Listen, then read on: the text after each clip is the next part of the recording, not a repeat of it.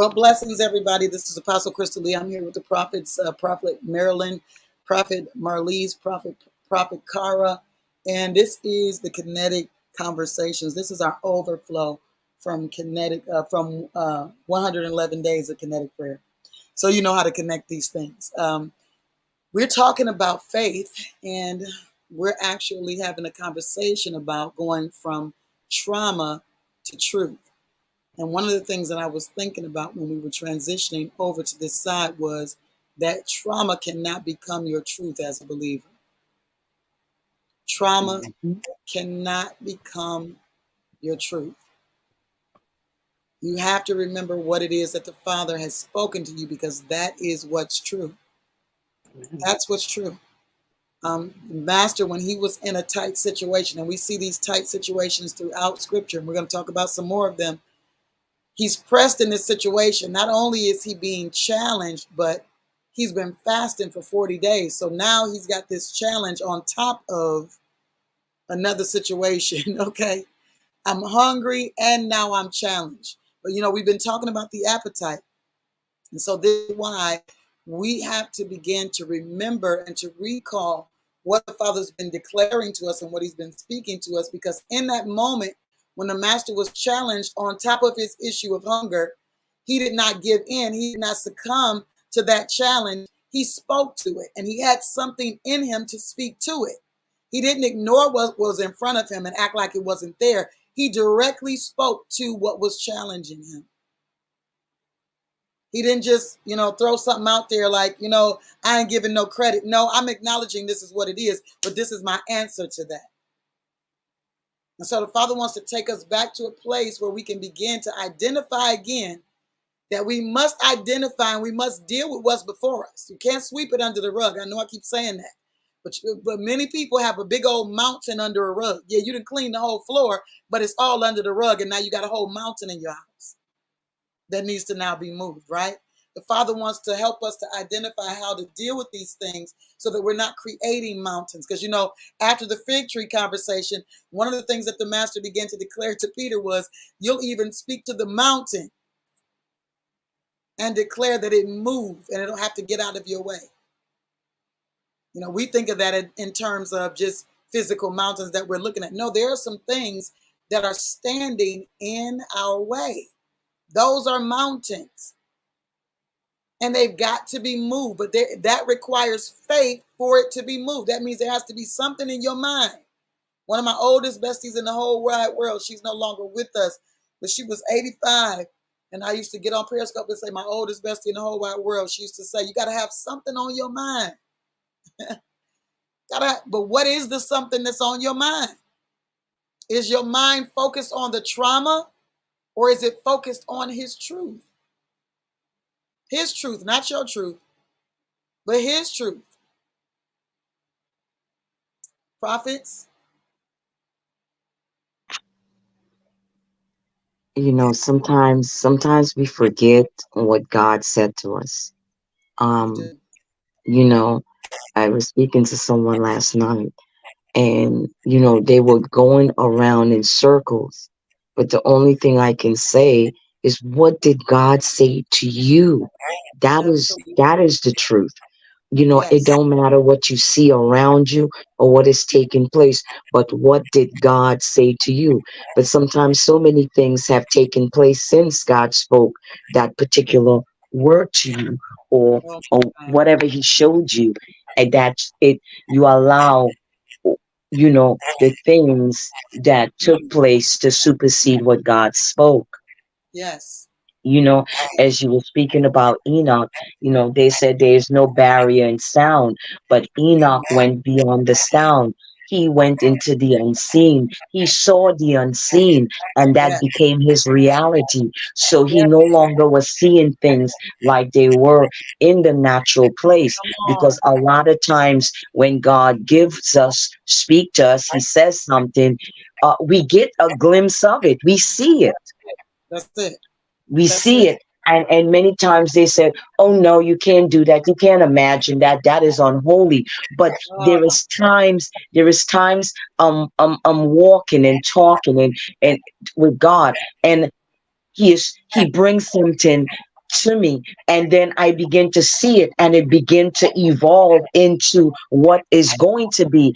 And sometimes we are so programmed that we say, no, your imagination is bad, but it's not No, bad, because it's not. you see it, you literally see it, and it progress. So this is where God wants us to be, in the unseen, the Yeah. unseen becoming our reality, because it Yes. is our reality, because he is in the unseen. Claro, Busa. Yes, ma'am. And because of that, that's our reality. Because that's how we were created. That's the kind that we are. The kind that we are. I love this prophetess Joanne. Pray. She said, if you take the letter P off the word pray, you have ray. You can see. You pray what you see. There's a ray there. There's a light. There's something that you can see. And it's an amazing space because this is the kind that we were created after. And it's funny because we are constantly identifying with this portion of ourselves, even unconsciously, even, unintentionally. So, like, if somebody says something and it causes fear, we see something. If we hear a sound, we begin to see something. If it's unfamiliar to us, but it sounds like something that we're aware of, if you're in the store and you hear a sound that sounds like a gunshot, you're seeing something automatically. It could have been a firecracker. You understand what I'm saying? So Yeah. unintentionally, we are constantly identifying with this part of ourselves. From a very negative standpoint, a lot of people are always identifying with that because all they're ever seeing is negatively their situation. They're looking at their situation from a negative point of view, and that is all they're able to see. They're not using their imaginations to see what the Father is saying. They're simply hearing conversations, maybe something outside of themselves, maybe the history of their trauma, maybe Yeah. conversations that they're now having with themselves. That's what they're seeing. Yeah. And he's saying, I want to take you from the place where you're only seeing based on your trauma. It's like they can only see from that perspective, because Yeah, it gets a little frustrating, because you know they keep saying, well, I'm not you, you just trust him and you just believe him. right. No, I'm saying, I've God had to pull me into this place, because so many things was done. If I held on to those things and didn't allow God to heal, then I would be carrying it, place to place, season to season, and can't get past that. But because I believe the impossible and what is unseen, that is my reality. I expect things to be a certain way. I expect, and when you think like that, people think you're crazy, because they do call me Yes, crazy, you know, yes, because yes. he said that. And that's, well, how, I don't care how it has to happen, because It he has to spoke it. be. It's done. He don't lie. He spoke it. No, So that's it's right. already in the works. I cannot focus on how he's going to do it. However No, he choose, I'm ready. Okay. Whatever. I am ready for whatever he manifests, because he spoke it, and it is so. I don't yes, care what's going on to the left, to the right, what's right. behind me. Your eyes must be fixed on what No, he says. What he says has to be your reality. Your reality is where you live. And if you live in the unseen, then there is nothing yes, that can hold back what God spoke or what he is going to do. that's That's your right. reality. That's the reality. And the truth of the fact is, all of it's unseen. Even the negative thing that people are talking about. You know what I'm saying? Mhm. You're still living in realms of the unseen. You're just choosing the wrong expression of the unseen.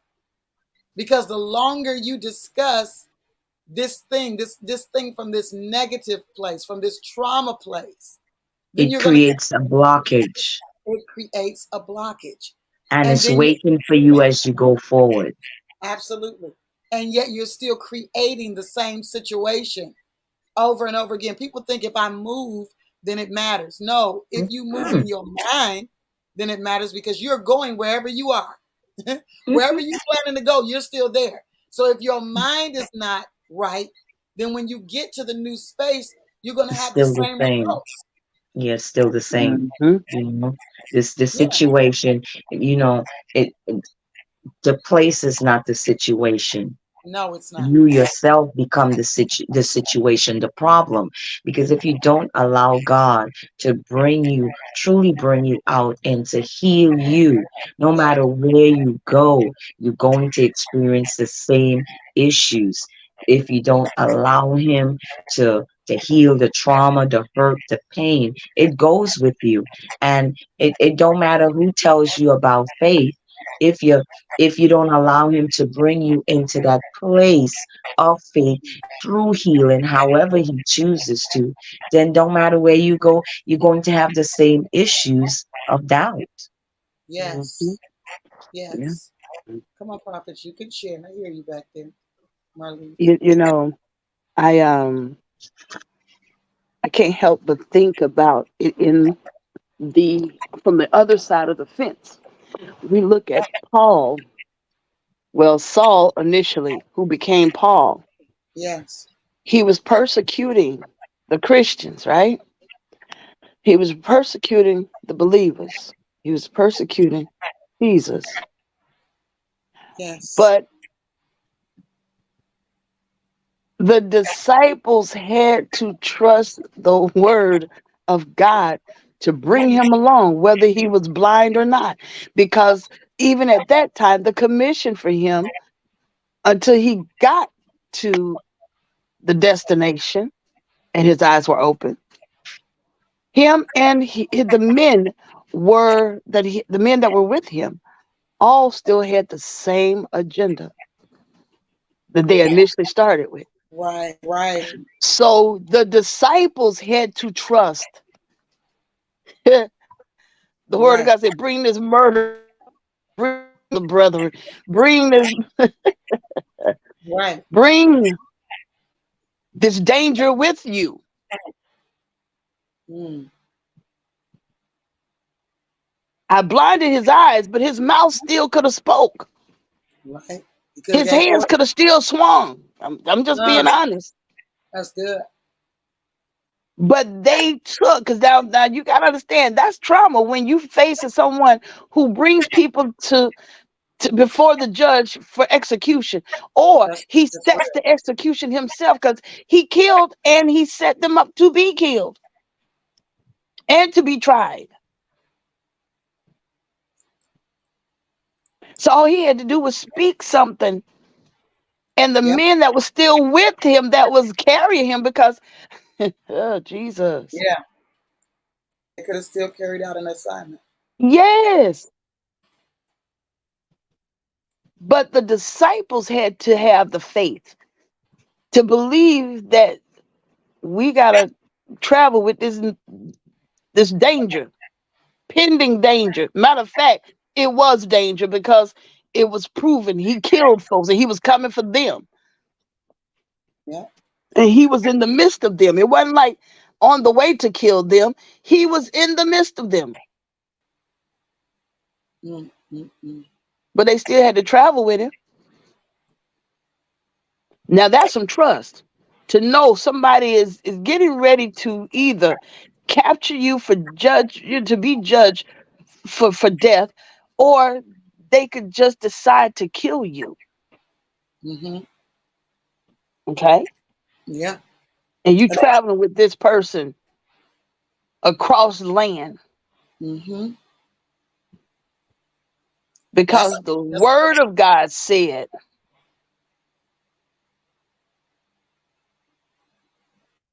because the mm-hmm. word of God said it. Yeah. That's a Not good point. because, yeah, the word of God said it. Yeah. So that's trauma, because you think about it, that's traumatizing to be in the midst of Saul and his soldiers. Acts chapter 9 discusses that. And that's a really good point to realize that. See, Ananias was the one who had to encounter Paul. He had to encounter him, You know, Saul of Tarsus. He was the one that had to encounter him. And so when the Father told him, I need you to go and meet him, and I need you to open his eyes, yeah, then that could be potentially challenging. You talking about Saul of Tarsus? You talking about the one that is causing everybody to be murdered, all the believers to be murdered. That's what you're talking about. And when we think about our assignment, we could think of that assignment as Paul of Tarsus. You know, the Father is calling us to Paul to have it opened up. You know, it's invisible now, but we need it opened up. But this thing has been a weight. You know, I've been hit trying to get to this space. He's saying, "Yep," and now you still got to open the eyes of this thing that I've been calling you to. Many people didn't make it before you. That's why the weight is on you, because they didn't make it. This vision, this thing, Mm. their Saul of Tarsus was killing them. It killed many people before you. But now I Mm. need you to make this thing real, make it tangible, make it visible, bring it to life. It does take that kind of faith, because thinking about that, Ananias he had to trust the Father like seriously. Like, I know that's the devil telling me to go to Paul of Tarsus. What? You know how people, no, I know that ain't God. Paul of Tarsus? We talking about the same Paul? Okay, sister, I see you. We talking about this same Paul? Mm-mm, not possible. That's what we're There, facing. mm, when when you're speaking and sharing about that, when you like as the prophet was sharing from before, when you are when you live in a space where you know, when you live in a space when you know, so and then now you're in a place where you say, okay, okay, so now you're encountering relationships, right? You're encountering, and the part is where the part is that seems to be is okay, through the wounds and things that hadn't been handled, you may be going through them and thinking that it was an answer when actually it was a trap. Mm, But because you continue to keep yourself in the knowing, it's like what the Lord was showing me is you're going and you're on your assignment and you're freely flowing through the ocean, and you're continuously freely going, and you're going on to the places that he has you going. And then all of a sudden you see these bakes come down from the hooks from these ships, and they look very enticing. They look extremely like wow, is that where I'm supposed to go? Is that what I'm supposed to go and catch? And then sometimes it's incorrect, but now you got this hook that's caught in you, and now mm-hmm, you just going where that hook is drawing you. mm-hmm, But what starts to happen, now you're like, wait a minute, this isn't right, this isn't where I was supposed to be going, this isn't what he was saying, this isn't the answer, this isn't what was going on. So in the process of it, until the Lord takes that hook out, but when you got that hook back out and you were going through all of that, and now that the hook is out, and now that you know that you are free once again to be able to move in what yeah, he said originally, because you had the faith to be able to carry out that assignment, yeah, because you had the faith to be able to know that you can go into any that you are called to go into anybody's presence, and whatever it is that the Lord wants to do, you're having the faith to say, okay, I trust you, Lord, to carry out the assignment. Even if it is Paul at that place, he Mm. had to trust God with his life. Oh, that's the thing. So when That's you trust God with your life, when you're trusting God with your life to mm, carry out the assignment, sometimes what he's been showing me, sometimes that things that haven't been handled, you thought were answers but are actual traps. And it's mhm, right in the time that I know I'm about to cross over that I've taken traps, mm, that I was baited. And I'm saying, Lord, where was it in me that allowed me to be bait in that wrong direction, thinking that it was your answer? yeah, yeah. So One of the that no things that longer are there able to be enticing baits yes, being able to be set out. No longer are there going oh, to they're be gonna be able to set be out there. traps. Yeah, the Right? They're traps are always gonna going to exist. be there. They're Oh yeah, always going to be there. But the stronger and the knowing and the healing and the that's it. restoration and the deliverance and the glory to Yeah, glory, you're not going to be that's able what to we're get at. me with that same one that you did before. No, Just like you didn't get me with the same one that you did the time before and the time before. You got to set up different traps. that's right.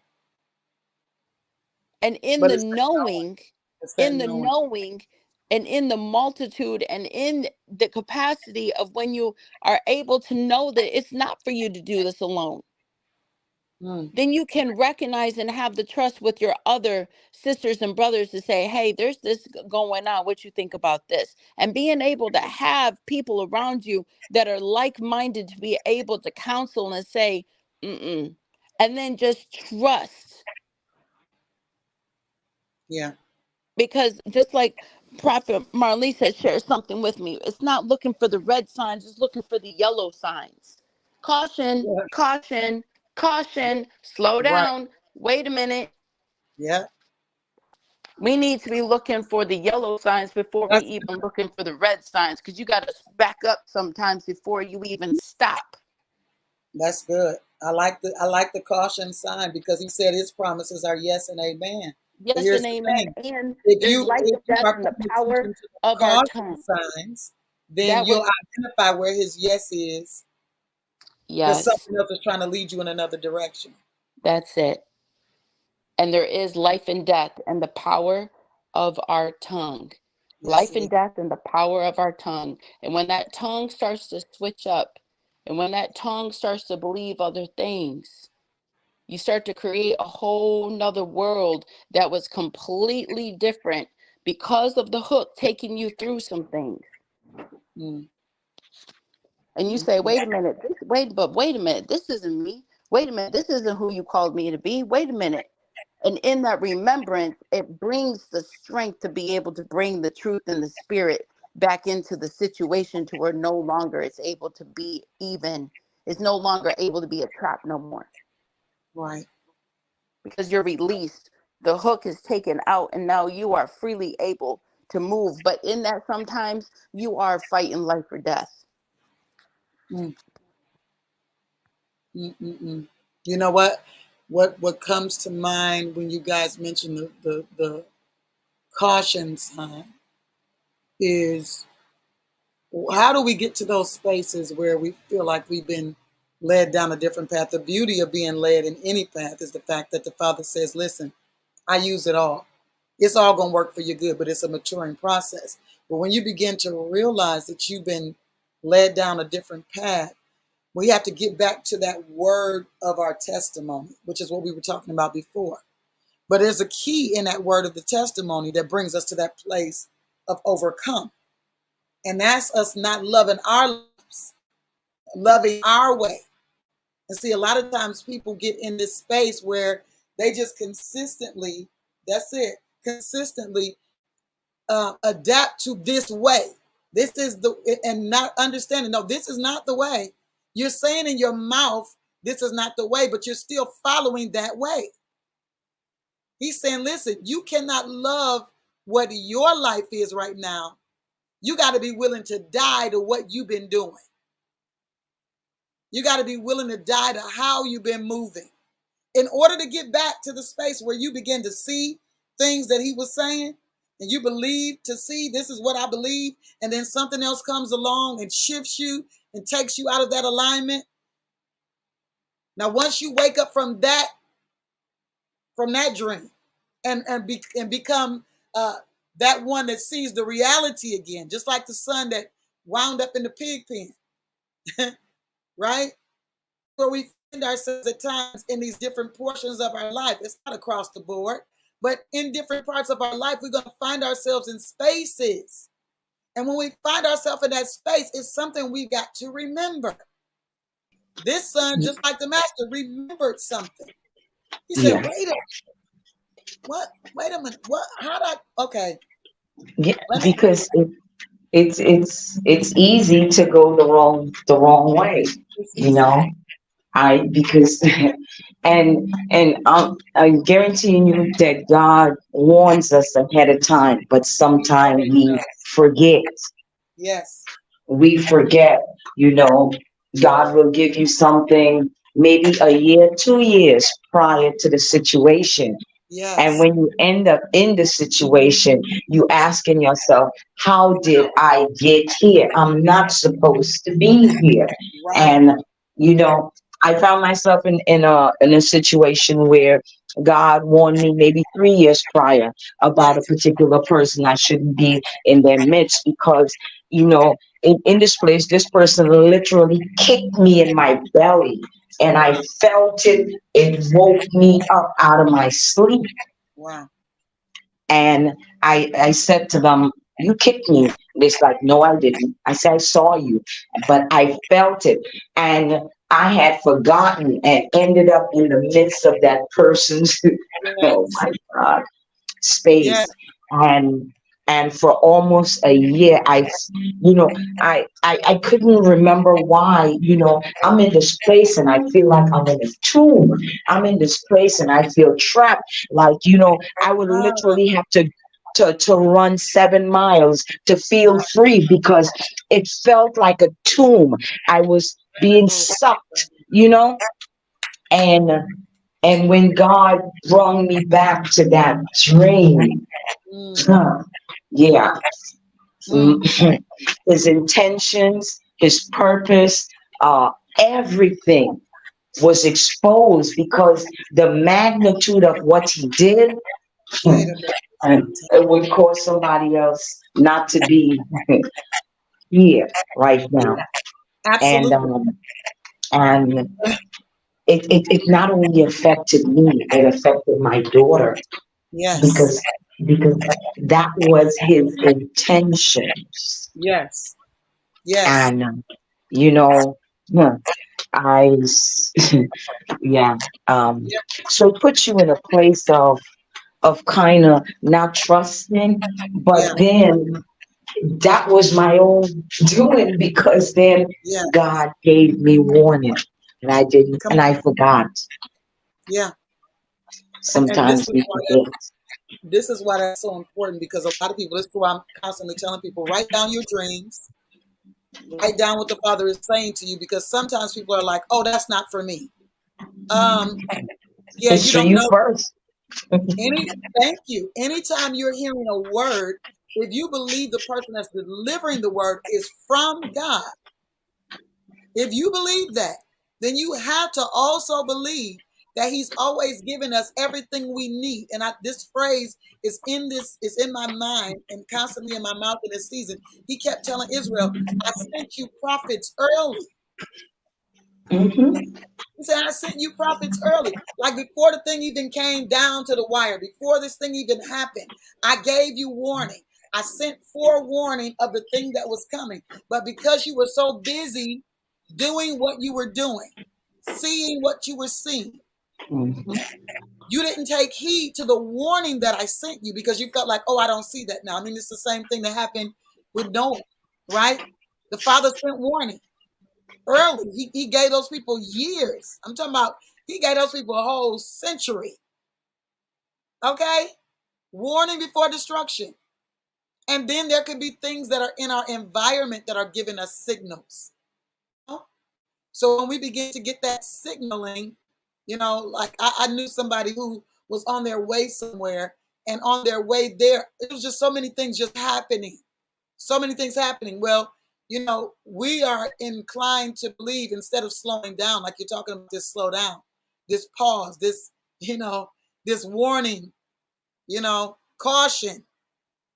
We got to learn how to take caution so that we can hear. But when you got your mind made up to do something, and it's your mind, you have no clarity from the Father on this thing, but in your mind, this is what needs to be done. Then this is something that's going to come to contend with where you're going. That's how the contention happens. We saw it with Abraham and with Ishmael and Yitzchak, right? That contending there. So you had something before the promised thing was supposed to happen, and now you look out in the field, and this thing that wasn't promised that you just birthed is now antagonizing the thing that was promised. And so what the Father says is now we got to get rid of that thing that was birthed. That mindset that was birthed out of the trauma. It's got to go. We've got to get rid of that because we cannot have that mindset antagonizing what we're supposed to be birthing. We cannot have that mindset antagonizing what's coming out of us. What is the destination? What is the promise? We can't have this mindset antagonizing what the promise is. So I keep telling people that I love, that I'm connected to, your best place right now is the place of prayer. Your best place right now is the fasted place because something has to be broken. This is why the Father's taking us through this process. He's saying, listen, I don't care how great you think you've become. I don't care how amazing you think you've become. It's all great. You've attained some things, but you've got to live like Paul. I've attained some things, but I'm forgetting. I'm acting like I never knew. I want you to tell me something, and I'm not coming to you, Father, thinking that I already know your direction because I've attained something that you gave me. I'm coming to you like I don't know anything. I'm coming to you like, just tell me what it is. Show me what it is. Let's engage in this conversation so my feet can be in the right direction.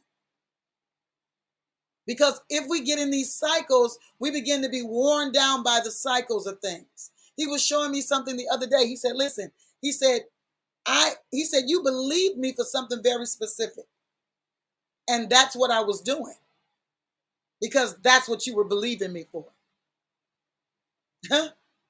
You believed me for something very specific, and that's what I was doing. So when David was in that space where he was running from Saul, he's already been anointed king.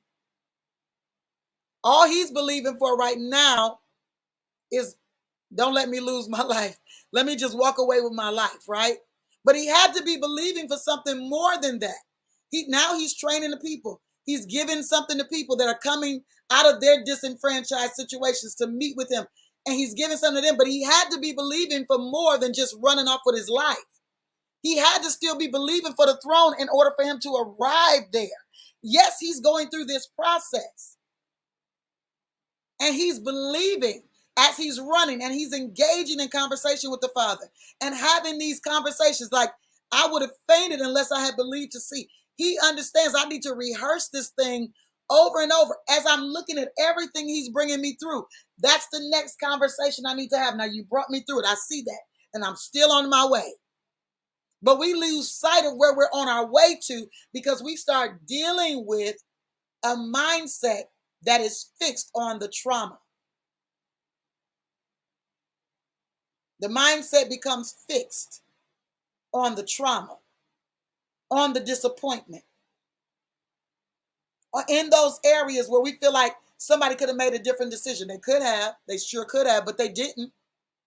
And so now you have to have the mindset of, okay, Father, you're still taking me to where you said you were taking me, and I need to readjust how I'm seeing this thing.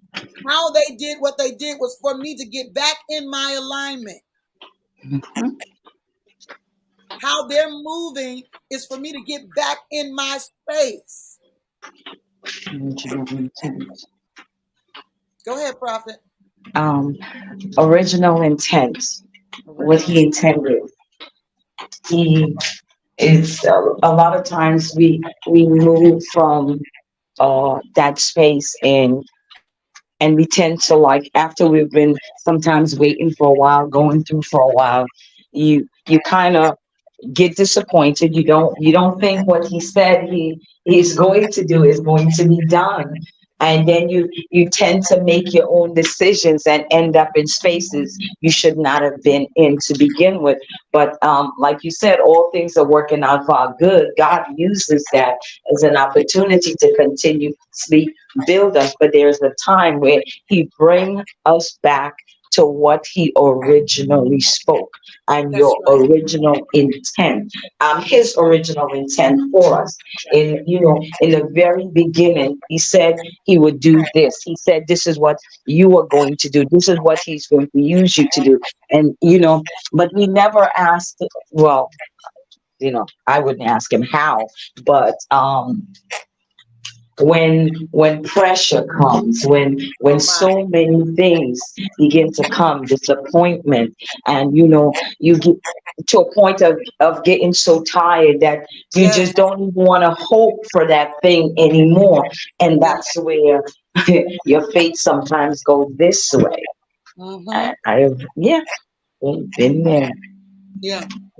I have been there, Yeah.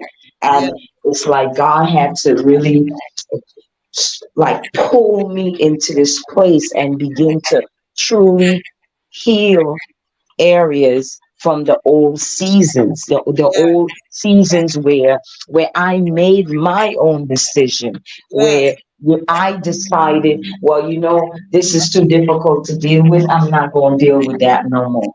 And went into directions that he Uh, didn't intend me to. And this is where we have issues in that yes. area. Yeah. And Wow. this is why he brought us to this space because he's getting ready to Mm. do something so absolutely amazing in the Wow. lives of his sons in this season. So absolutely amazing. And he needs us to identify the position. It's like you can't get water in a cup you don't put under the place that's being poured from. He's positioning us back up under the place of the pour so that we can receive what it is he's saying to us. But we've got to believe to see it again. We've got to believe to see it again. Anyone dealing with trauma will be hindered from the victory of walking through these doors that we've been talking about, or these gates, because they've experienced different levels of trauma. And these things have caused things to be lost or lessened, even, right? And when I was thinking about it, I wanted to say that trauma stole it because that sounds like the right thing to say, right? But the truth is, we lost sight.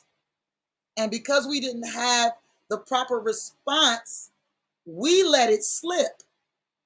What we had, we allowed it to slip. This is not something that we intentionally did. This is all a part of the growth process. So when I go back to Enoch and I look at him, he spent 65 years of his life not walking with Yah. 65 years. But all of a sudden, when he crosses this threshold of 65, the father says he had a son and he begins to walk with him. And he begins to walk with him so much so until he just takes him. 300 years later, he just takes him. Because there's a closeness there. There's an assurance there. There's some kind of connection that cannot be broken. And this is this space of matured prayer and matured fasting. It's because we identify the fact that in order for me to die to me, this is the place that I die to me. Too many people, we want to live. We want to keep living. We want us to keep living. Us, whatever us is that has been, we want that part of us to be alive. And he's saying, I need to kill it all in order to resurrect you with this newness, with this new body. The new body doesn't come until the old body of flesh dies. And so people want to walk with Yah, but they want to walk in flesh or with flesh. And the two don't go together. He said there's enmity. You know what I'm saying? There's an enmity there. He don't deal with flesh. He wants to communicate in spirit, and that spirit must be a spirit of truth. That's it. He wants to deal with the spirit of truth, not that spirit of flesh, because flesh has its own mind. That's how we wound up in places that we shouldn't have been, that we didn't, or should I say that we didn't have to be as well. We shouldn't have been some places, and we didn't have to be in other spaces, but he uses it. And I wanted to say that trauma stole it, but it didn't.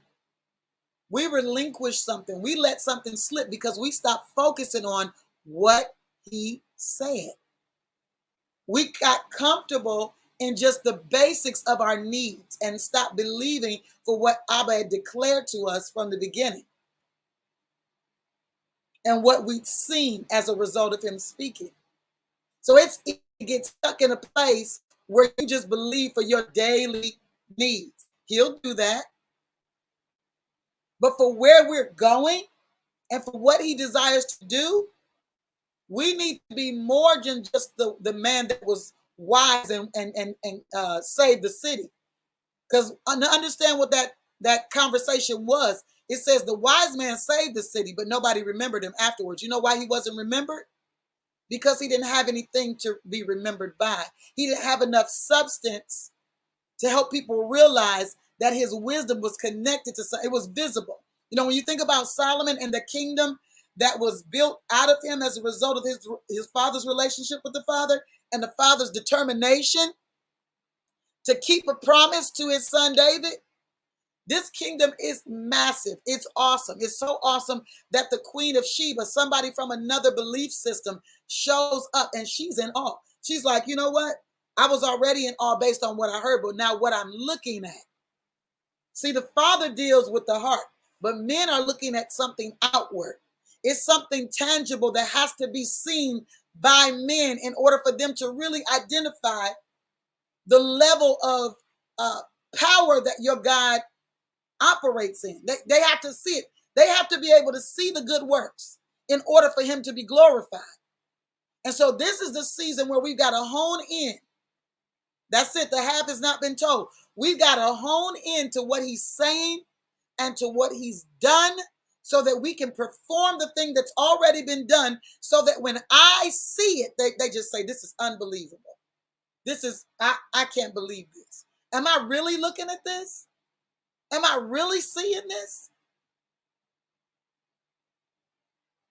It's not for us to glory in it. See, what happens is it's in the reverse in the world. The world system has it reversed. You chase after the bag, you chase after your dream, you chase after your vision. In the kingdom of Yah, we chase after him and what he desires. He gives us what to desire, and then we start walking that out. We start walking that out. And if there be any distractions on the road, our eyes are fixed on what he's saying he's taking us to. We might even be hit. He said the weapon will form, but it won't prosper. People don't understand that if you've been hit, that doesn't mean that the weapon prospered. What dictates that the weapon hasn't prospered is that you got up and you dusted yourself off and said that was a nice try. Hello? When you go into the ring, you know you're going in there to fight. You're not in the ring tomorrow, I'm never going to be hit. Oh, no, you're going to get hit. If you're in the ring with a contender, you are going to get hit at times. But the question is, how have you trained in order to be prepared for this contender? This is what the Father's doing. He's making sure we are prepared for this contender. Because with every level of faith and with every level of glory, there are more contenders. But as we are identifying it, we're studying the opponent. And things are being brought to our attention. I was talking to somebody I love, and they were like, I'm reading something, but these things don't associate with what I'm going through. And I'm saying wrong. Even if you don't see that that's the same exact situation you were going through physically, spiritually, you should be able to identify yourself in this situation, or else it wouldn't be written. It wouldn't be written there if you could not, if it wasn't there for you to identify what to do and what not to do. You don't have to be going through the exact same. So no, we're not physically walking through a wilderness. But is our life portraying that we're in a wilderness space? If we're looking at areas of our life that have desert look to it, desert feel to it, that's wilderness. So now we can look back and see, how do I communicate in this situation? How don't I communicate in this situation? Because there's something I'm supposed to do. And if he's talking about taking me from this place to this place of promise, then this is just the middle. And I've got to learn how to work the middle. Work in the middle means that sometimes I might have to deal with manna. And that is a reward for even coming out of the captivity. I can't carry a bunch of stuff with me on this journey. You hear what I'm saying? You can't carry the heavy bags in the wilderness place. You can't have a bunch of stuff. Food, particularly, because where are you going to put it? Where are you going to keep it? If you cook it, how are you going to keep it? If the cloud lifts up, you got to move. So then what happens? You just leave the food there? You can't carry it. It'll spoil. So if you become beholden to what you're used to doing, this is why the fast is there, to break what you're used to doing. If you become beholden to what you're used to doing it this way, this is how I'm used to doing it this way, and I've gotten in the habit of doing it this way. And he's saying, okay, that's been the habit, but now I'm about to break it. So now I'm taking you through a process. And now here's the truth of the matter. You can choose to go through this process of prayer and fasting, right? Or you could just stay in the space that you're in and keep complaining about it. You understand? Or else you can see some more loss that might wake you up. But who needs to keep seeing loss, and who needs to keep having hits, and who needs to keep getting trauma just because we're in the wrong space? At some point we wake up and we say, okay, wait a minute, I've lost something. Yes, something was given. I didn't manage it. I didn't manage it well. And now I need to return back to that space that you called me to, so I can walk out what you're talking to me about now. I hear you, and I remember. I remember now. Now my feet are on this path, and I'm going to walk this out with you. I'm going to listen to your voice. I'm going to hear what you're saying, because this is not just about me. This is about people that need to see you. And the only way they're going to see you in my situation is if I walk this out the way you're telling me to, so that they can see the tangibility of who you are. They got to be able to see it. He restores my soul. That's what David said in Psalm 23. That's the mind. That's the will. That's the emotions. That's the place, because he said restoreth. He didn't just say he restores, because that would have been just an end of a thing. He said he restoreth my soul. Even though I'm walking through the valleys of the shadow of death, I don't have to be afraid, because I know he's with me. And he's got a rod of authority and a staff that brings damage to anything that's trying to be an adversary to me in that space. I don't have to be afraid, because he's taking me to the still waters. That's where he's trying to get me. Now, on my journey to the still waters, I might have to see some things, right?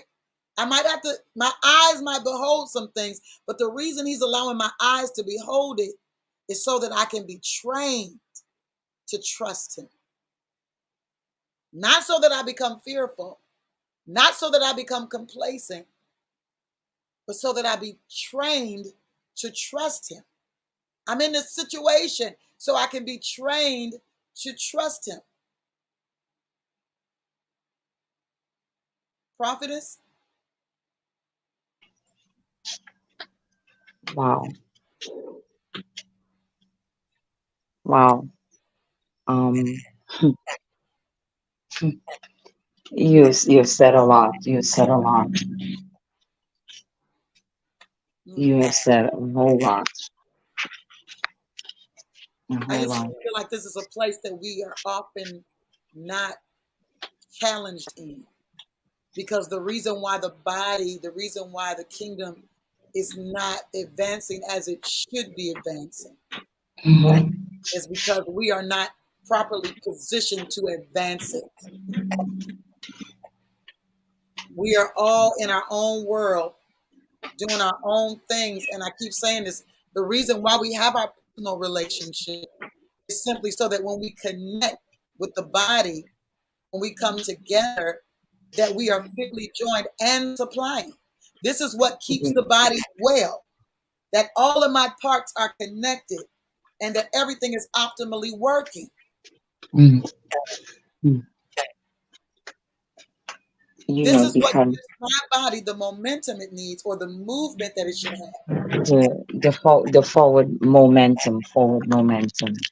Um, Yes. forward momentum. That's what I'm hearing. I Yes. it's a okay, you're going to this place, you're getting ready to go to this particular place with God, in God, but the baggage, he is cutting away what is not applicable. He's cutting Mm, away the things that kept you hindered. He is yeah. removing what have kept your feet in that place that it wasn't supposed to be. But though Yeah. you've been through some places and though you have suffered some things, it have built you, it have matured you into Yeah. this place. Now he is removing, he is dealing with the feet to remove every single thing, because he dealt with the mind, he dealt with the heart, he dealt with many areas. Now it's time for movement. So the feet, he's just cutting away the things from old seasons, old time, old traumas, old things, in Yeah. order to, I won't say, I keep hearing lighten the load. I keep hearing lighten the load, so Yeah. that you're able to excel, so you're able to go up, so you're able to go forward, and not be in that same place anymore. It's a physical place and it's also a spiritual place. It's a place that, he is breaking all the chains, all the shackles to allow you to be able to stand in this particular time. Absolutely. That's what he's doing for the sons. And it's just amazing this time because he's making it clear to us what he's doing. And we would love to say, see, this is why I love him, because he just allows us to just realize all of what he is, all of who he is, so that other people can see that. Because no matter how far we've come spiritually, there is always an attack that is set up, like Prophet Carr was talking about these traps. There's always traps that have been established somewhere to ensnare us. It doesn't matter how far we've come. Peter actually realized, listen, he actually realized who the Mashiach was. When everybody else was talking about, this is who people say are, and then we say, well, who do you say I am? The only person that spoke up was Peter because nobody else knew. But the Father revealed it to Peter. And in the same moment that this is revealed to Peter, now he's talking to the master about you can't die. Now, do you know how much of a hindrance this could have been for the master? Hearing somebody that recognized that, hearing somebody that knew who he was. Lots of people didn't know who he was. But Peter is verbalizing who he is. And he recognizes, first of all, you didn't get that by yourself. The Father gave you that revelation. But in the same breath, Peter's like, you're not going to die. And he's like, get behind me, Satan. Now he got to deal with what's going on in Peter's mind. Because out of his mouth came a revelation, but in his mind was a hindrance. Something to stop the revelation from its fulfillment. This is that adversary that we are constantly contending with. But the more mature we become, the better we contend. And see, now that we're aware that we have areas that need to be addressed, we can't overlook these areas anymore. We have to go back to where the area or the issue began. We have to go back to where we got the hit. We've been ignoring the fact that we were hit and just kept on going, kept on going. Now we got to go back to where we were hit and say, okay, this is what happened. Now I'm going to reverse this thing because I'm not going to operate from this place, because this is not the space that I've been called to. This is the place to try to cripple my feet, to keep me from getting where I have to go. And now I've got the reminder that I can speak to my feet. That's it, the original drama. I've got the reminder that I can speak to my course. I've got the reminder that I have all of these things that are at my beck and call. I've got agencies at my beck and call. Angelic agencies. And you know, watchers are not just diabolic. I've got divine watchers at my beck and call. And when I need to know and when I need to see where I need to be and all of these things, it's all of creation is working on my behalf. All of creation. That's why in the kinetic, other part of kinetic prayer, we were talking about, have you been introduced to creation? Have you introduced yourself? Does creation know you? Have you introduced yourself to the earth? See, all of these things are important because it says you know who you are. That's why he was having that level of conversation, because he's saying once you realize who you are, then you'll know what circles you need to run in. You'll then know how you need to be introduced and where you need to be introduced. So it's like, for instance, if you're an actor, you know you need to be in the room with actors. Somehow you got to get in the room, or you got to get in a space of other people of like mind that are going in the same direction, right? You got to be able to be in that space so you can shake hands with people and rub elbows. While you're shaking hands and rubbing elbows, you're going to run into somebody that's a Lord of that harvest, that's going to be able to give you access to where you're supposed to be.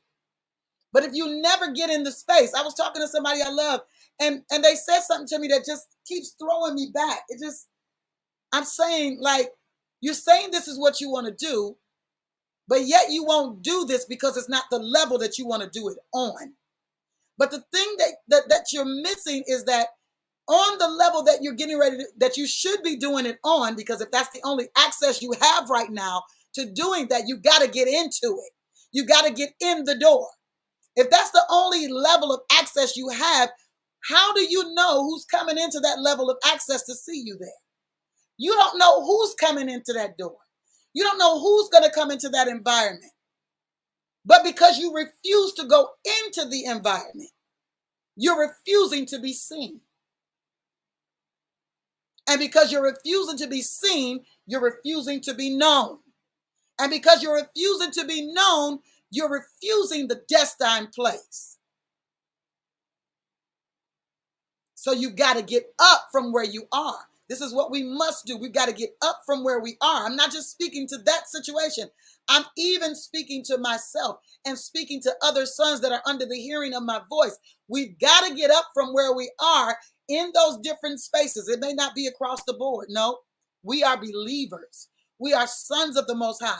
And yet, being sons of the Most High, we can be challenged in an area. And we must recognize the areas of our challenge, and we must remember who we are and how we've been created and the purpose of that creation. Because this is another thing that throws people off. You want to believe something, but if you don't believe it to understand the purpose of why you've been created, if you just understand it from the gifting point, or you understand it from the administrative point, you know, whatever the calling is, if you only understand it from that vantage point, then you're not going to step into the fullness of the thing, because you've not only got to understand the calling and the gift, but you've got to understand the purpose. And that's where I believe a lot of people are allowing things to slip, because our sight for the purpose has been, it's been hidden from us. It's been hidden from us. And now we've got to open our eyes. We've got to allow our eyes, these scales, as you were talking about earlier, as we were talking about Paul, the scales have to come off. They've got to come off. In whatever area the scales are on, they've got to come off. They've got to come off. So we speak to the scales that are on our eyes. Come on. We speak to the scales that are on our eyes in whatever areas they are on our eyes. Because sometimes it's something that the Father has given us to do and we become weary in it. We get tired. We like, you know what? I'm good on all of that. We could go a whole nother direction with this and I'll be just fine. And he's saying, nope, I want you to stay right there. I want you to stay right there. I want you to press through right here. And that's because we've lost sight on purpose. He's saying, no, I'm processing you in this thing that I'm taking you through. I'm processing you. You're trying to evade my process. And you know what police officers do? If you resist arrest, they get rough with you. You resist an arrest, they get rough with you. They put the cuffs on you. And then they charge you with resist.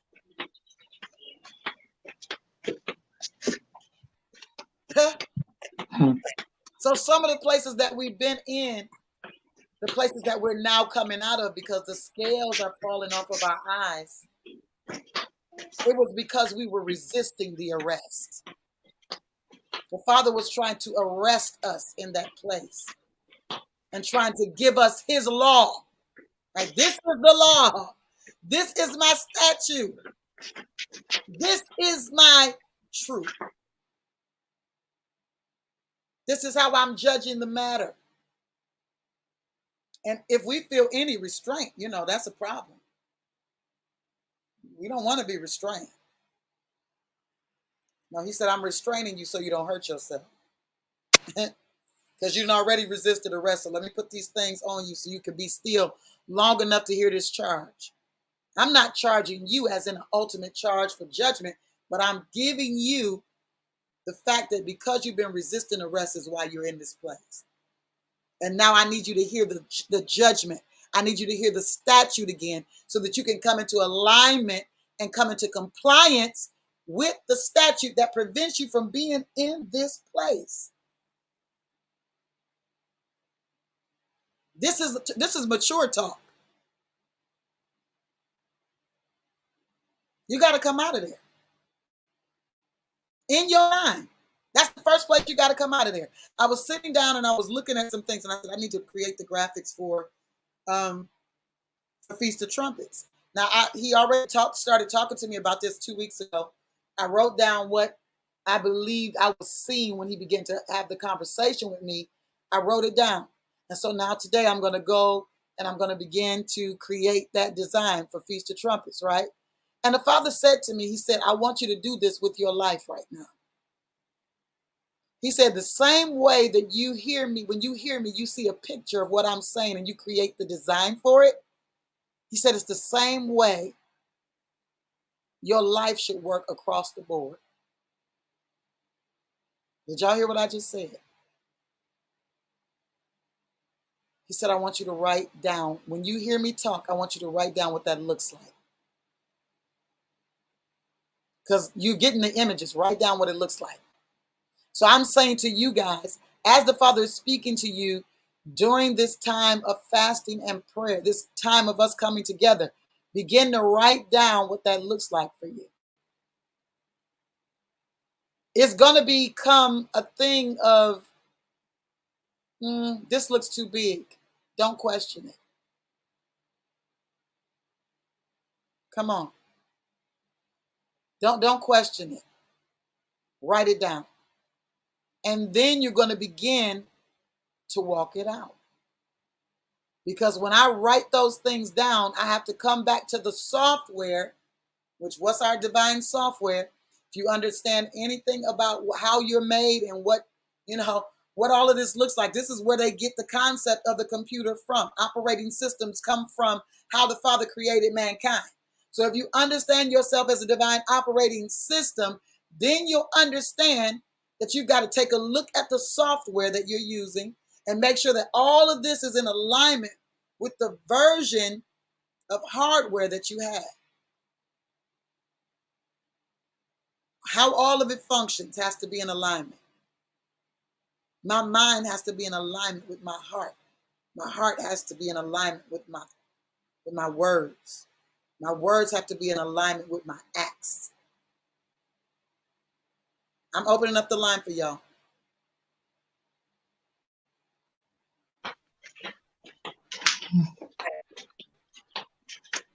Wow. About y'all, but I feel his presence. I mean, I feel things breaking even now. Yeah.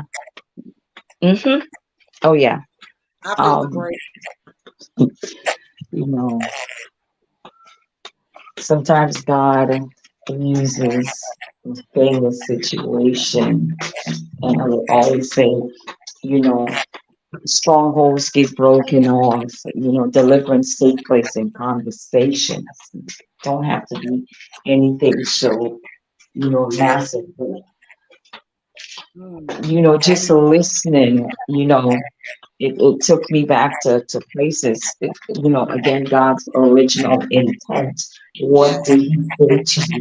What did he tell you? What was the instructions? And, you know, last night I began to feel like pressure on my head, like real yes, pressure. I had to take my scarf off and still pressure, this pressure, you know, for yes, hours.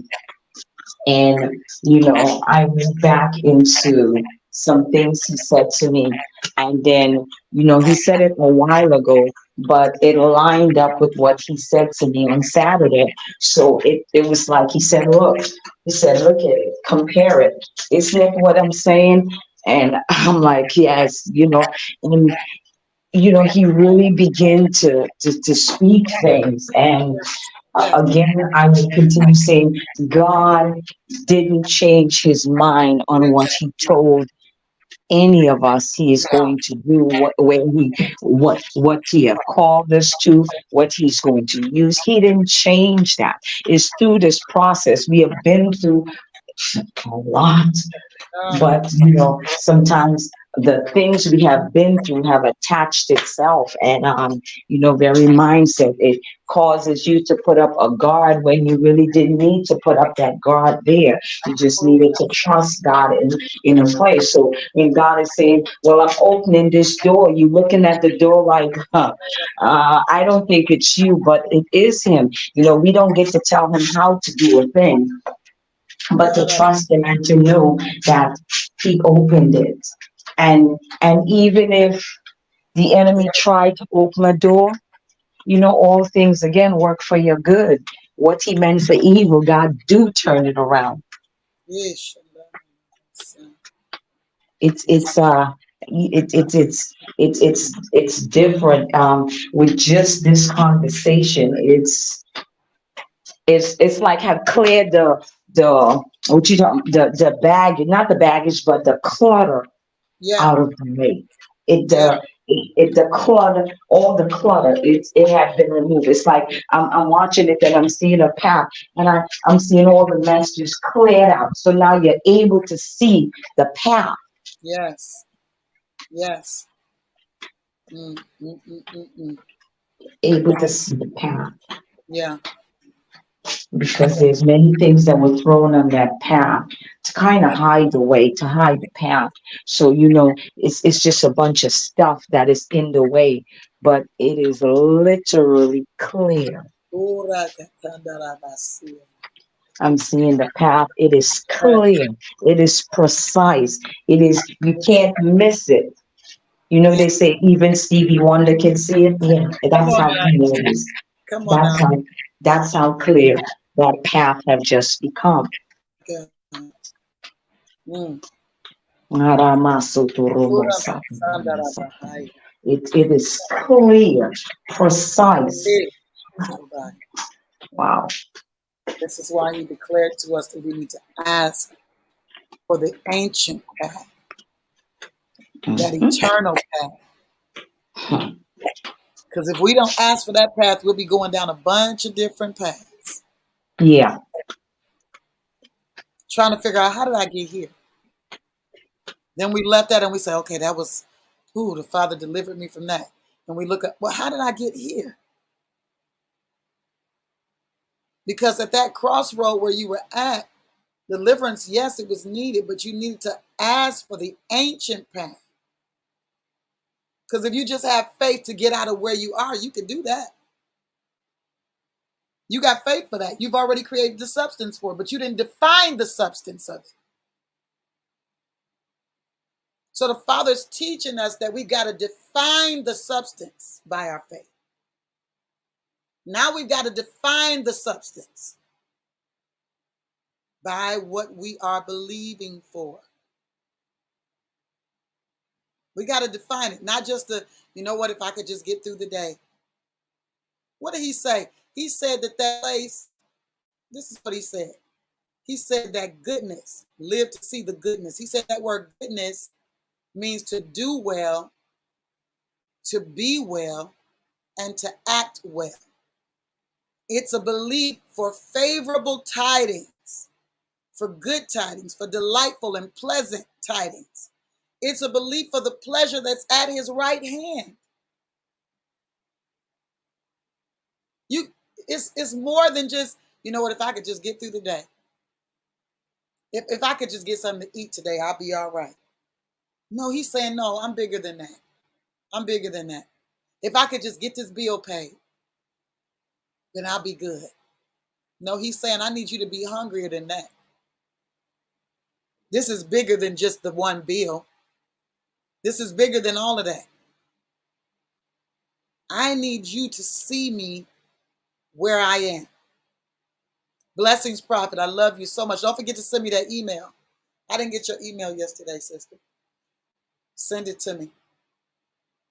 Listen, he said, I need you to believe me because what I'm desiring from you is bigger than that.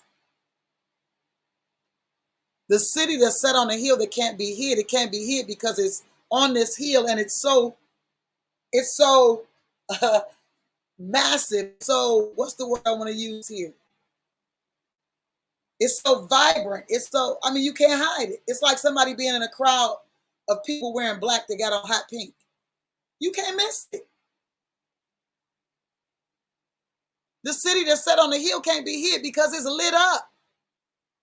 It don't matter how dark everything is, the lights are on. And because the lights are on, it becomes a lighthouse to people that have lost their way.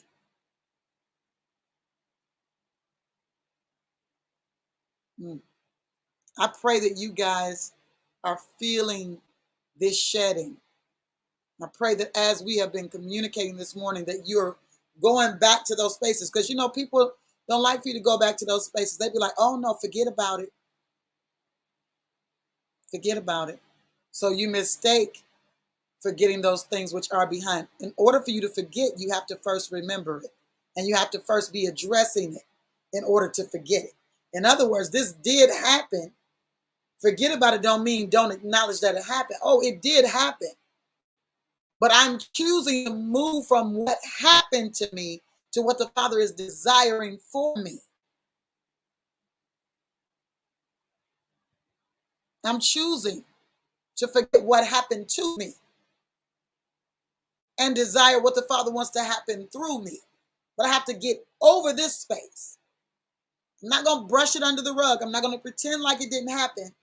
I'm going to acknowledge that it did happen. And I'm also going to acknowledge that this is the thing that started throwing stuff on my path. This is the thing that started blocking the direction I was going in. This is the thing that began to hinder me. Paul said it like this. You was in the right space. You had faith for the thing. You was walking it out. But what did hinder you? What did hinder you? What was it? I need to position you so that you can become the thing that I need you to become. You've already seen it. You've actually already done some of it. But what did hinder you? Connections are a hindrance. The wrong ones. Connections are a hindrance. If you don't recognize your connections, you'll remain hindered. And you'll be frustrated at the people that you think are hindering you, but it's really you that's hindering you because you didn't adhere to what you heard. And he's not beating you up about it. He's like, you're learning something. You are learning something. And because you're learning, this is what David said. He says, it is good that I was afflicted. Because in the affliction, I learned something. I learned your statutes. I learned your laws. That's what the affliction was all about. But some people will never come to that. They'll only remain in the place of complaining. They'll only remain in the place where they're just, well, I'm frustrated because I'm not seeing it. No, you're frustrated because you won't get in the space that he's calling you to. All of this discomfort is about you getting into a place. And so if you continue to reject the place that he's calling you to, you're going to continue to be frustrated. We're not to be in the place of despising what's small. Every one of those persons that received of the talent received each according to the measure that they could perform. Are you hearing me? They received according to the measure that they could perform. Now I'm going to challenge you with something because Holy Spirit just showed me something when he said that through me, because this is not planned. Okay? He said, I asked the question, I said, why do you keep giving me stuff and I haven't finished the other thing that you gave me? And he just brought it to me. I'm giving you what I'm giving you according to the level that you can perform. Did you hear what I just said? So if you're wondering why it looks like he keeps piling stuff on the plate, he says, I'm giving you what I'm giving you based on the capacity that I've given you to perform it. All you have to do is get back in alignment. Agree with what I've decreed about your life. Agree with the song that I'm singing over you. Agree with what I've written in my books of remembrance. See, I've already got books that are already like, this is the history of your fame in the earth. I've already got books that I've written concerning your life. So now you need to tap into what I've written already and step into that space. And that's going to require your faith. You're going to begin to create the thing, define it by your faith. Because that definition of your faith concerning that thing is what's creating the matter of the tangible thing, the substance, the matter. Everything that we need has already been provided. All we're doing is believing to see it. That means we're going to be right in the right alignment with where we're needing to walk right into it. To walk right into it. Prophets?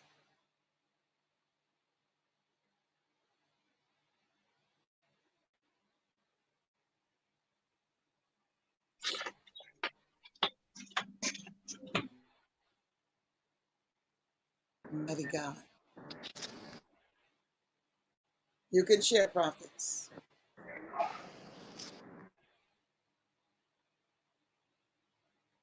This divine imagination is something else. It's so important for us in this season. And that's why he has me keep talking about it. It's a place of our transition.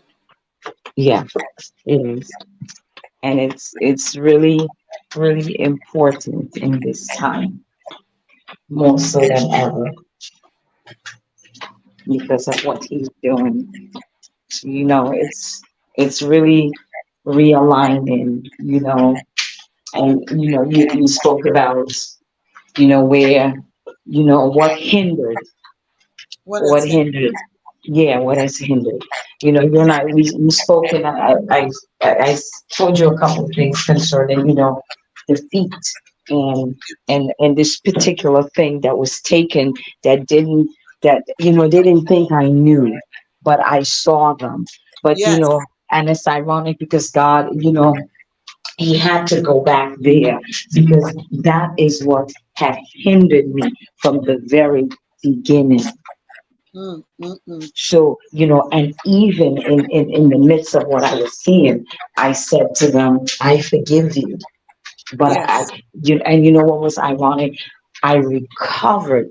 God allowed me to recover what was taken, carried away. That's the word, carried away. Yes. But, he had to bring me into this place where that no longer became a blockage to the Yes. path because that's where it started. Mm-hmm. So in the midst of all of it, he went back to the place of hindrance. If we allow him, he would, take us there, show us, and then deal with it all within the same breath. And with you speaking, it cleared a lot of things up. I hear a lot of people saying, well, I don't want to revisit that. And I don't want to think about that. I don't want to go there. But Mm-hmm. you have to allow God to touch those places that you shut down. You have caused it to become a tomb in your heart, Yeah, and that because about it's a tomb there of it's a dead tomb. things, Dead things memory. that is not applicable, things that is no longer.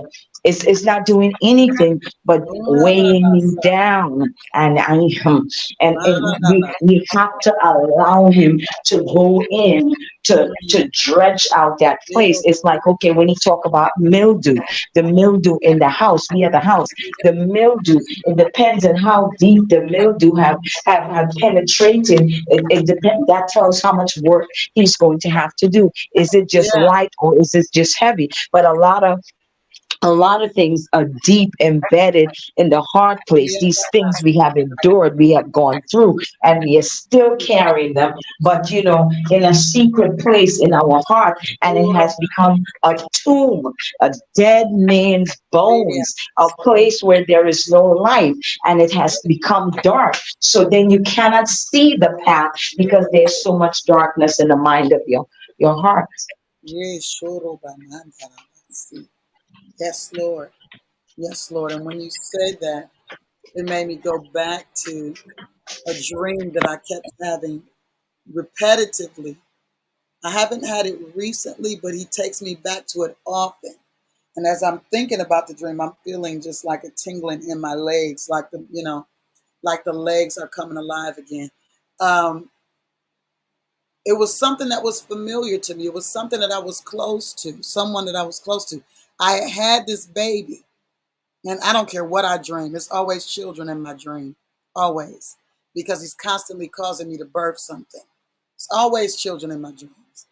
And I'd had this baby, this beautiful baby, with these copper eyes and this copper hair. And when I say the baby was never like a newborn, it's like almost came out like it was sitting in a high chair, you know? I was able to sit in a high chair and eat the food.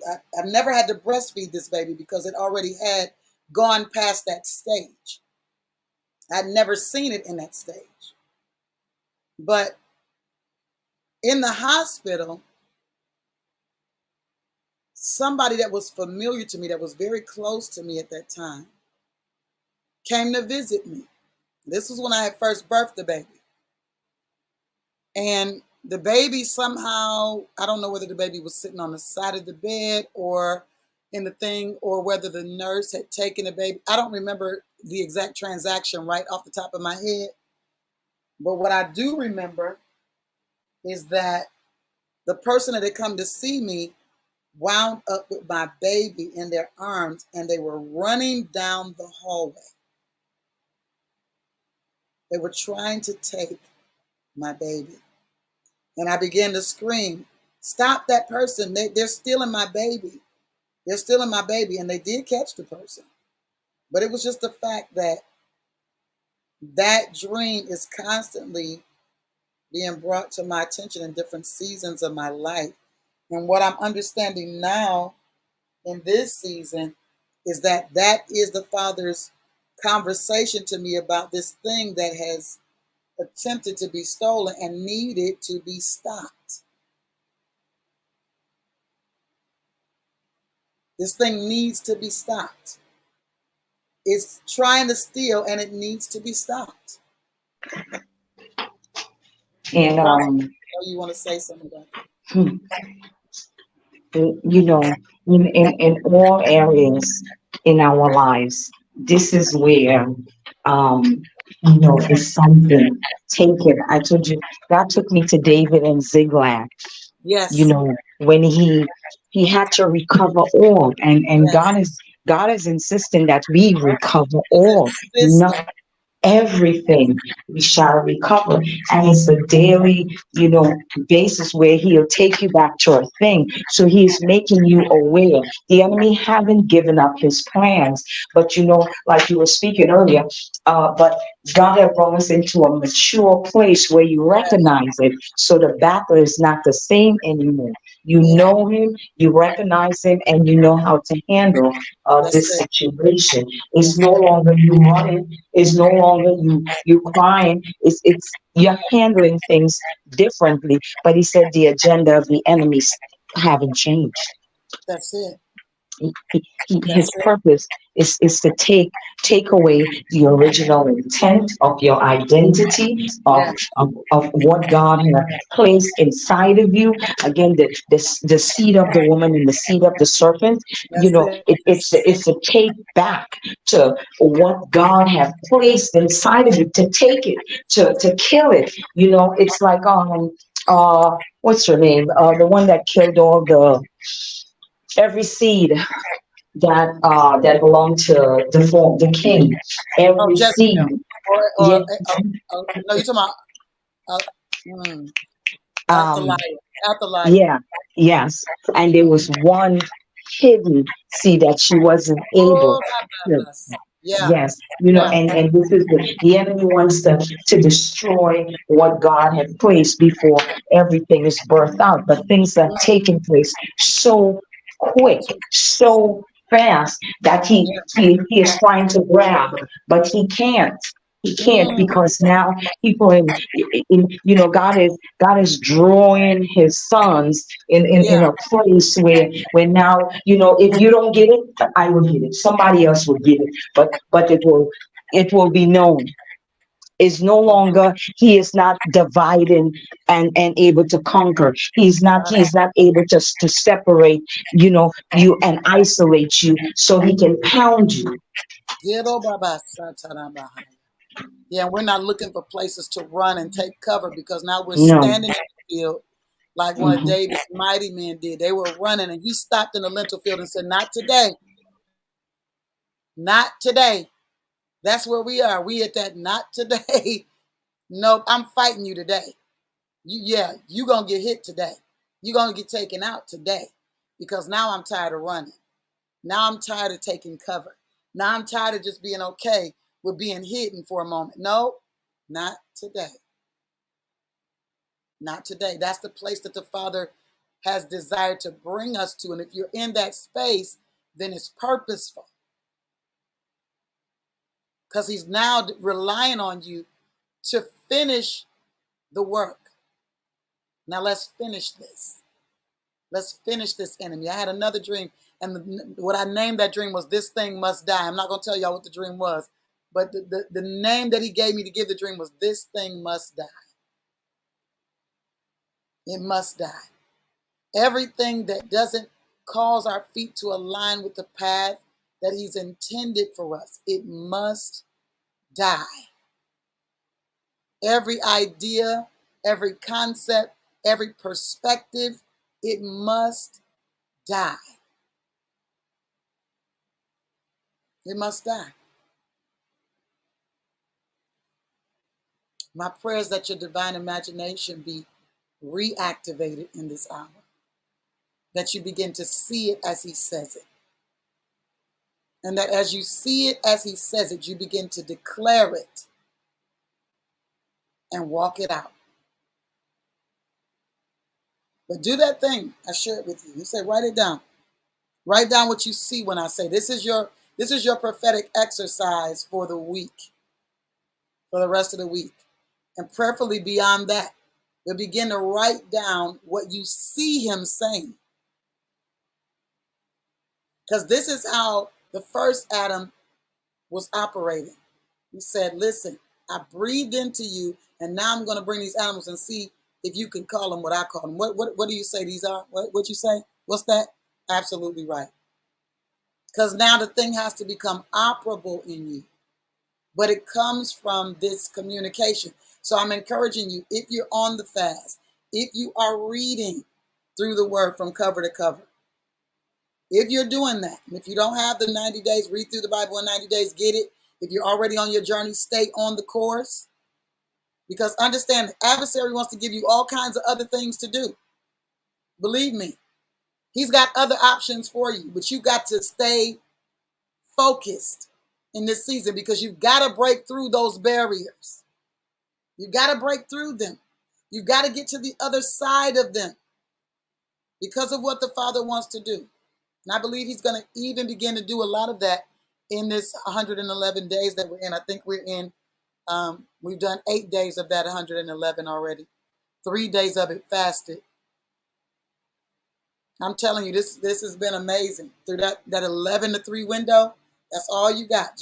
That's 4 hours. I thought it was 3 originally, but it is 4 hours. It's 11 to 3, not 12 to 3. But you can do this. And yes, your body's going to talk to you. You know why? Because you're not talking to it. And because if you're not eating, fasting is just not eating. Fasting is eating another food. When you're doing something spiritually, you have to fill that space with what you would naturally be filling your face with. Okay? You got to fill that space. Your belly has to be full of the word so that you're not trying to fill your face. He said, this is how you live. So if this is how you live, then you can do this. Stop talking yourself out of this position, because every time you talk yourself out of this space, you go back into a space of fear. You go back into a space of unbelief. Whatever those things are, you're going back to that space.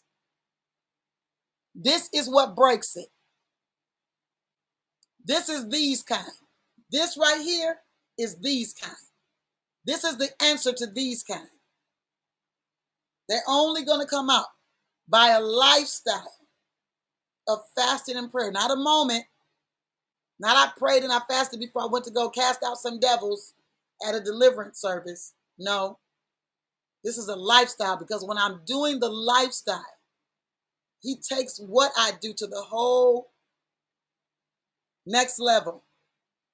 I don't believe in the way people believe the way they do things. I don't believe in it that way either, prophet.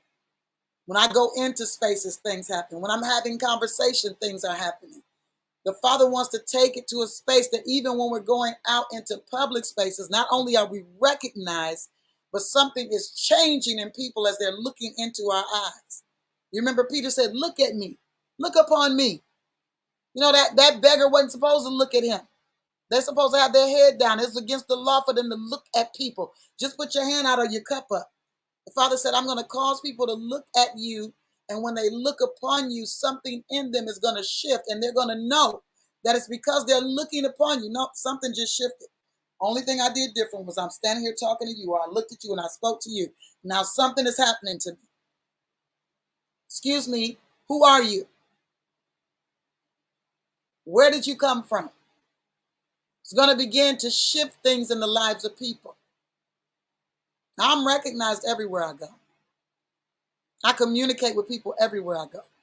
And sometimes I'm able to engage a little bit longer to plant seeds or water seeds. But I believe in this season, Father's going to use us as harvesters. He said, pray for the laborers. That means those that are going to pull the harvest. We've been in other seasons in the watering position, in the planting position, and he's taking us into the laboring position, because now it's time to begin to harvest. We want to see the harvest of what we've labored for. We want to begin to see the souls being changed.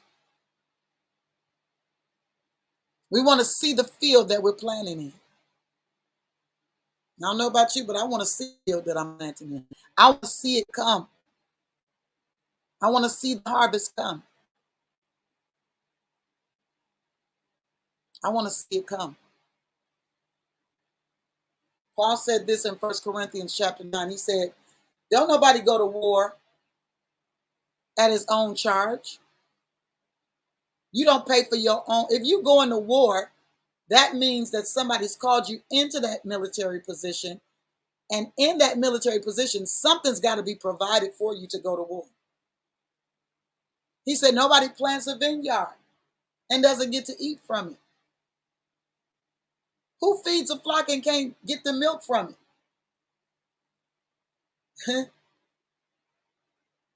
So you don't muzzle the ox that's treading out the corn. In other words, wherever you are operating, then you ought to see production. You ought to get to see the production. We've left spaces, and I think we were talking about this the other day, Prophetess Marilyn. We've left spaces and left our inheritance in those spaces because we were so busy trying to run from the space. We wanted to get away from that. Yeah, I'm not saying that we weren't supposed to leave, but we weren't supposed to leave without the spoils either. So now Father's going to take us back to some spaces, the spaces we don't want to go back to, so that we can realize some things and retrieve the harvest. That's what he's doing with us. The truth is that Israel was chosen. You know, Israel was Jacob before he was Israel. He was chosen, but he was going to have to go through some traumatic processes that by our account, we would call those negative processes, right? These things could negatively affect his potential and potentially affect the people that were to come out of him. And this is the thing that we've got to refocus. Because even as Prophet Marilyn was saying, it affected her daughter. Yet what we process through as believers affects our children. It affects them. Even though we're not in their life telling them what to do anymore, if they're grown, whatever we're processing through, we're establishing something that's trickling down. We're establishing something that is going to visit. So we got to make sure that we are allowing ourselves to be established in the covenant of Yah, because that's what Solomon was a recipient of, remember? He was a child. He didn't know what he was supposed to do. But the Father spoke to him through him in his dream. He wasn't awake when he decided wisdom is the principal thing. No, the Father gave him that. Because of his relationship with his Father, he passed something down. Now, he got off course. In some seasons of his life, he got off course for a season, but he got back on course before it was all over and came back to the realization of what his original purpose was. So he left conversations for us so we could remember the original purpose. Prophet, you got anything you want to say?